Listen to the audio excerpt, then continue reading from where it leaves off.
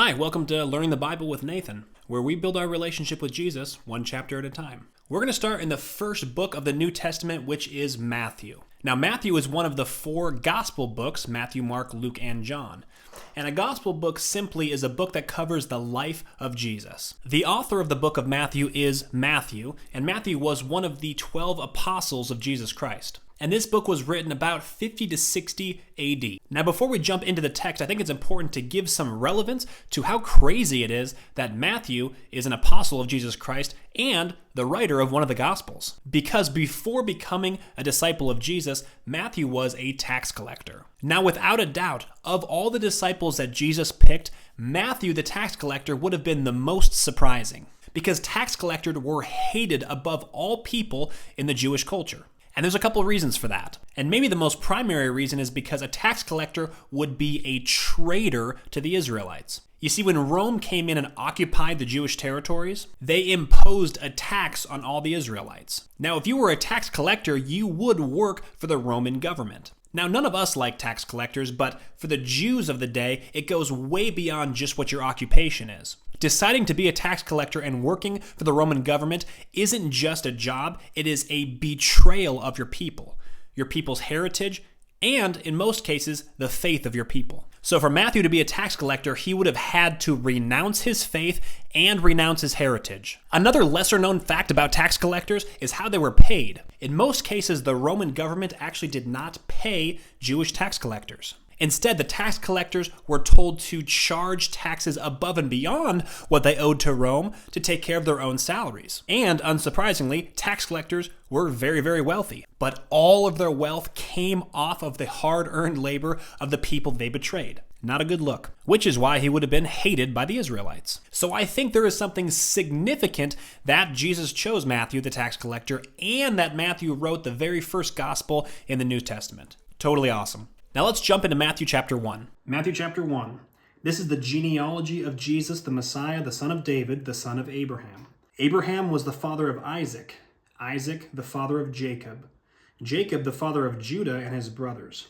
Judah, the father of Perez, and Zerah, whose mother was Tamar. Perez, the father of Hezron. Hezron, the father of Ram.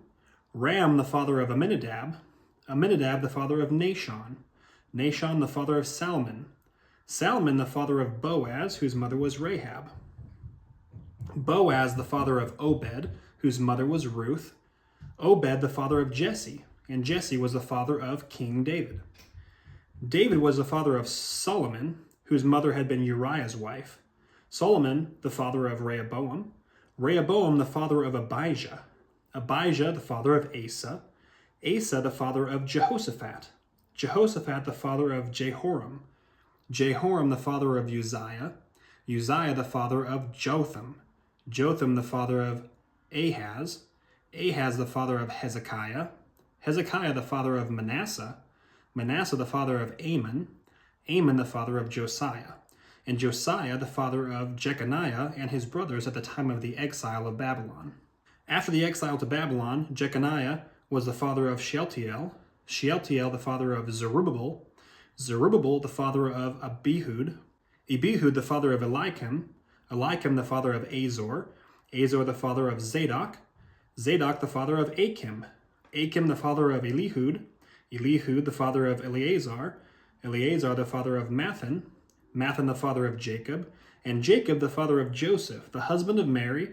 And Mary was the mother of Jesus, who is called the Messiah. Thus there were 14 generations in all from Abraham to David, 14 from David to the exile of Babylon, and 14 from the exile to the Messiah. This is how the birth of Jesus the Messiah came about. His mother Mary was pledged to be married to Joseph, but before they came together, she was found to be pregnant through the Holy Spirit. Because Joseph, her husband, was faithful to the law and yet did not want to expose her to public disgrace, he had in mind to divorce her quietly.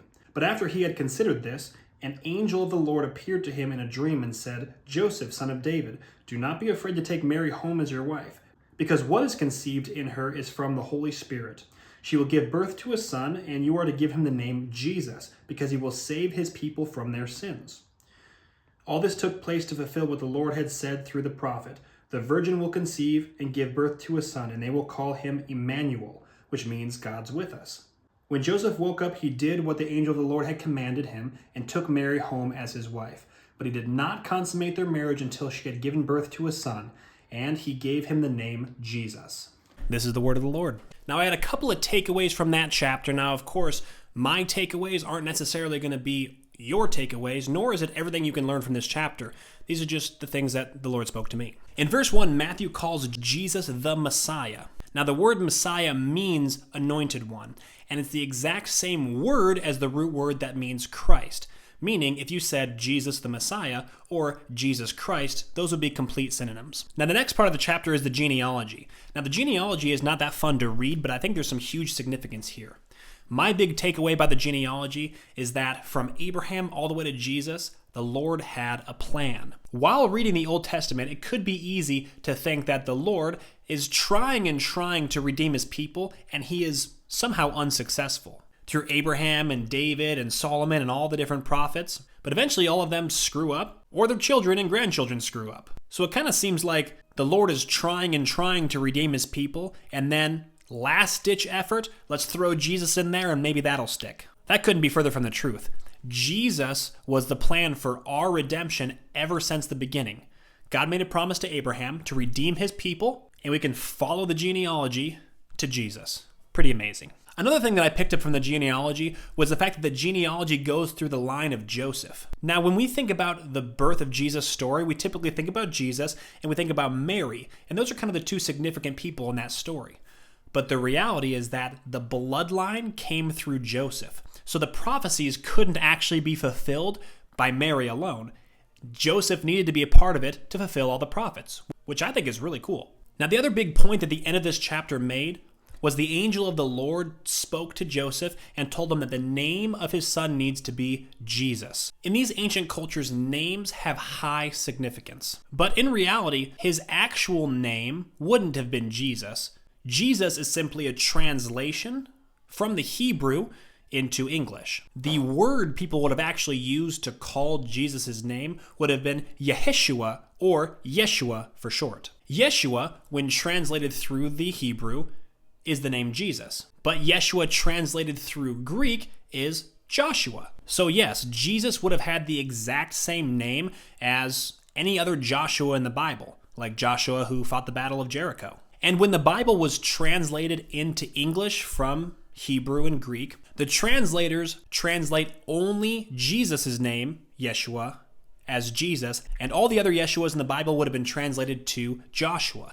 And I think that helps us make a distinction from the Messiah and other people that God used. And the last interesting note I found in verse 23. The virgin will conceive and give birth to a son, and they will call him Emmanuel, which means God with us. But a couple of verses ago, didn't the angel say that we should call him Jesus? So what's the deal? Verse 21, she will give birth to a son, and you are to give him the name Jesus, because he will save people from their sins. So what's with the mixed messaging here? The differentiation is that one is a name and the other one is a title. Verse 21 specifically says, you will give him the name Jesus, meaning that will be his name. And verse 23 says, he will be called Emmanuel.